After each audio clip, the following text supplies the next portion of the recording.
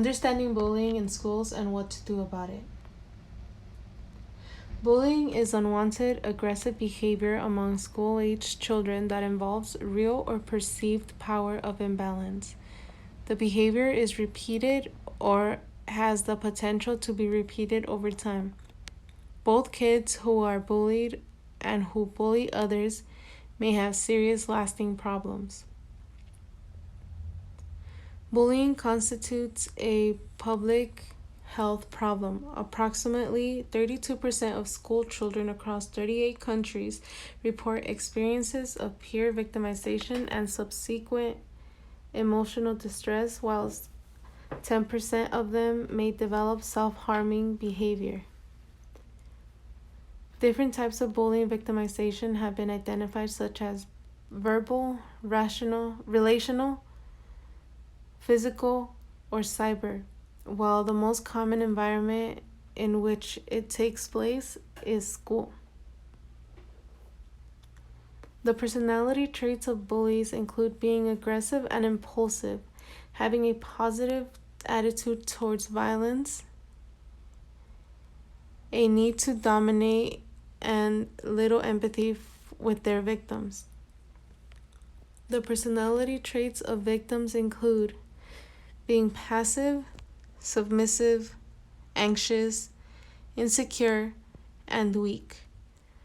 The past decade of research on bullying has seen contributions of social psychologists and sociologists who have begun to focus on bullying as a social dynamic. Historical overview.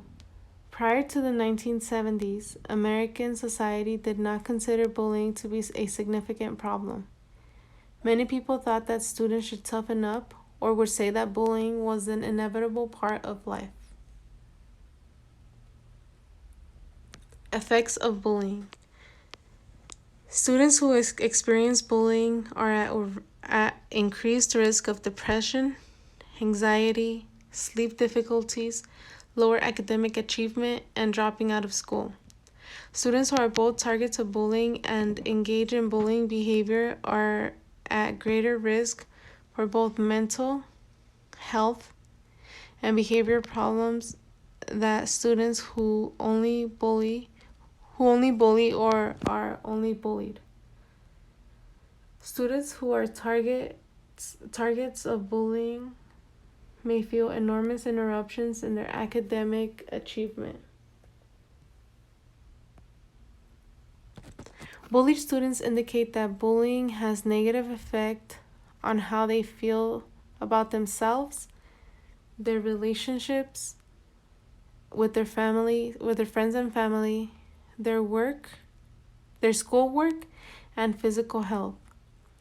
Youth who self-blame and conclude they deserve to be bullied are more likely to face negative outcomes such as depression, prolonged victimization, and maladjustment.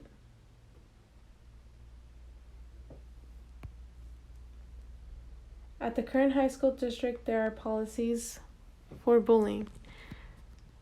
The first step in the complaint process for a bullying incident includes immediate contact with the dean of students or his or her designee. If this fails to bring about a resolution, the assistant principal or principal should be notified. If the complainant, student, or parent or guardian of the student feels that an appropriate resolution of the investigation or complaint has not been reached, the student or parent/guardian of the student who should contact current high school district office of student behavior and supports. If this fails to bring about a resolution, the complainant may complete a written complaint form detailing the incident and what needs to be done to bring a resolution to the concern.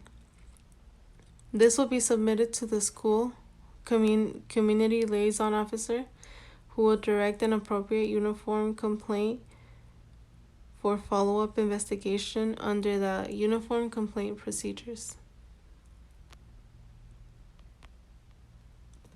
Federal bullying laws. A school that fails to respond appropriately to harassment of students based on protected class may be violating one or more civil rights laws enforced by the Department of Education and the Department of Justice, including the following. All of these can be found on stopbullying.gov. Current data and trends.